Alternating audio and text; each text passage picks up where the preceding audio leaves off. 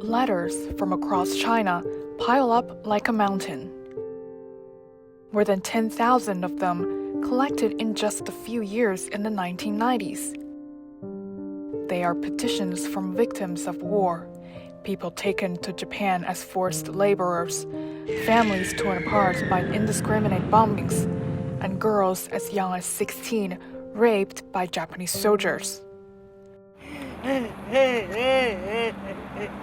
For decades, these victims never relinquished their rights to seek compensation from Japan.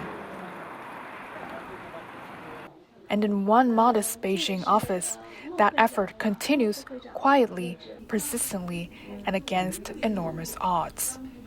Time really matters here, and you can see it on this sign.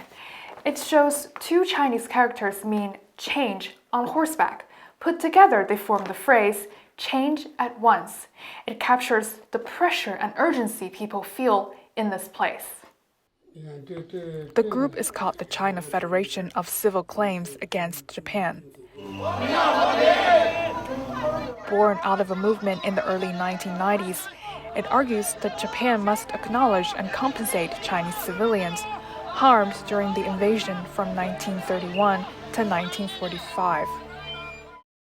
That urgency grows as surviving victims pass away and as perception of war shifts within Japanese society. 新しい首相になった日本の高市早苗さんがですね。 Prime Minister Sanai Takaichi recently made remarks suggesting that a Taiwan contingency should be treated as an existential crisis for Japan, and that the self-defense forces may even need to take military action against China. This shows that the recognition that the war against China was wrong is weakening in Japan. Over the decades, Chinese victims filed more than 20 lawsuits in Japan, supported by the Federation and by Japanese lawyers like Keiichiro. But every major case was rejected. Japanese courts often citing doctrines such as state immunity or waiver of individual claims. 政府的战争赔偿和民间的受害赔偿 State-to-state war reparations and individual victim compensation are two different things. Although the Chinese government renounced state-to-state war reparations in the 1972 joint communique between China and Japan, it did not, and could not, give up the right of Chinese civilian victims to seek compensation from Japan.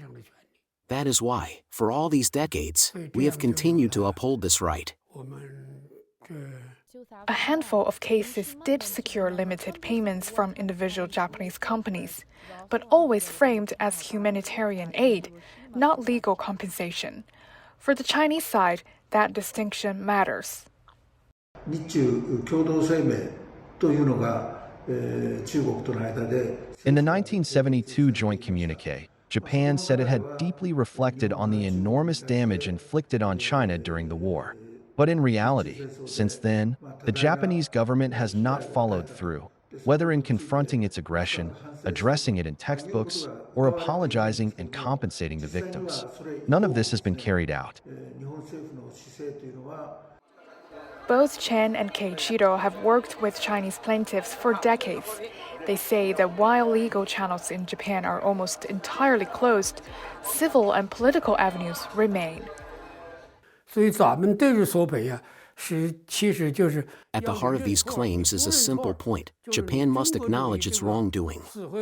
Without that acknowledgement, the resurgence of militarism is always a real possibility. 言うことはですね、非常に大きな By demanding apologies and compensation for wartime abuses, China's victims are raising questions within Japanese society and urging reflection.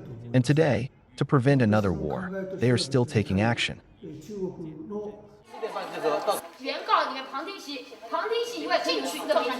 Across China, many individuals and grassroots groups continue to push for accountability from Japan. From survivors of the Chongqing bombings and the Panjiayu massacre to those documenting Unit 731's germ warfare. And this push for accountability isn't unique to China.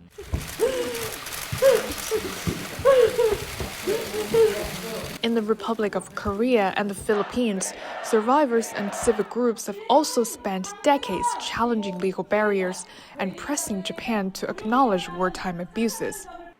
Their efforts, through lawsuits, petitions, and public advocacy, all aim at the same goal: securing justice for wartime victims and ensuring the history is neither forgotten or repeated.